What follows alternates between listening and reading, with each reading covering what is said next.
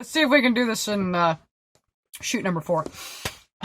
Episode 5 of the Yote Files, Sasquatch Encounter.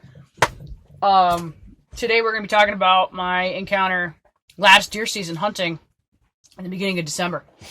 So it had been a complete year since I had seen the group that I had seen up down the road from me. Up down the road. Well, that made a lot of sense. So after the incident in July from the eye shine, I hadn't had another problem since. It hadn't been anywhere near my property. So I just, I quit thinking about it. I didn't have any problem during bow season. I didn't have any problem during the main rifle season. And then December starts rolling around, and I've been hunting in this spot for a while. It's one of my favorite spots to hunt. I don't think I've ever gotten a deer out of this spot, actually. Maybe this year. But it's about 7:30 in the morning.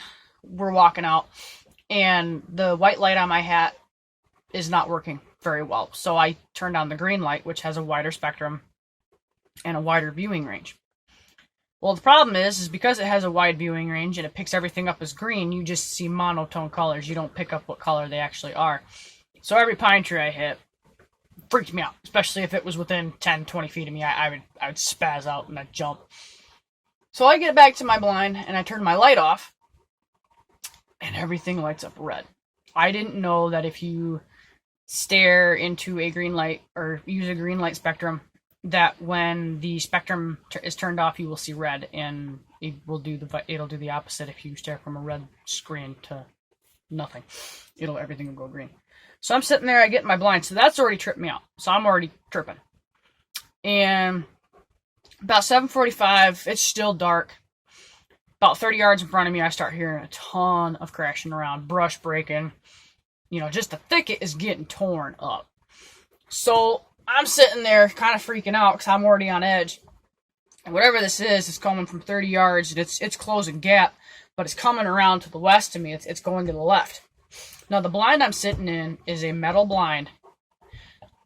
It's 4 foot by 8 foot. We basically built it on top of a piece of plywood because 2 of us were supposed to use it, but we only have 1 person at a time. So I'm sitting here staring out of 6-inch windows. I got a gap that I walk in, or I crawl in for my door. It's 1.5 feet wide by, I want to say about 2.5 feet long, vertical this way. So that's about yay wide, and then about yay tall. So I crawl through that. And that's the only opening in and opening out. There's no other way to go.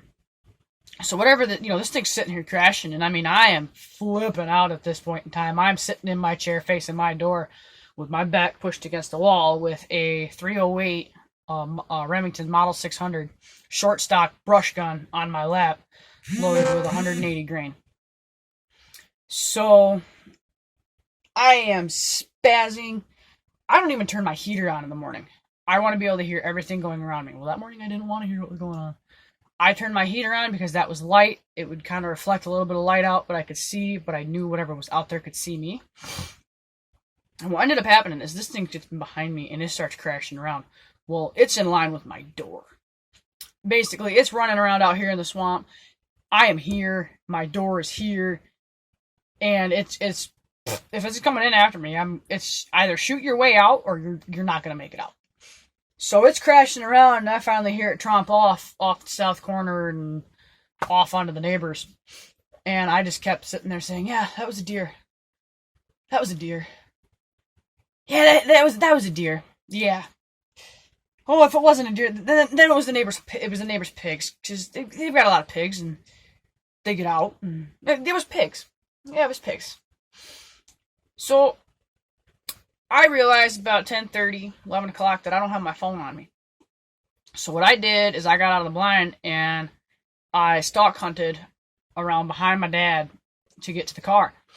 I get about 20 feet out of my blind. I go through that thicket that's in behind me, the last place I heard this thing, and I look down and I see a track. If it was a deer track, they're only about that big, maybe sometimes smaller, and you would have been able to tell because it would have been basically a forked hoof. Whatever this was this wide.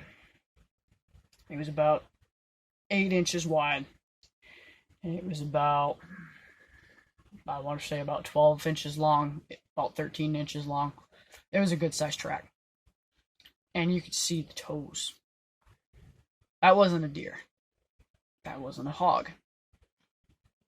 There's nothing else it could have been, because I'm the only moron that goes out there with no shoes to cross swaths of swamp in the winter. I've got a size 9.5, 10 shoe, women's. My foot span is no wider than my hand, so about 4.5, 5 inches. 6 if I'm on good hard ground. So I see that. I didn't have my phone on me. I continue to walk and stalk behind my dad. Got my phone. Didn't think much of it.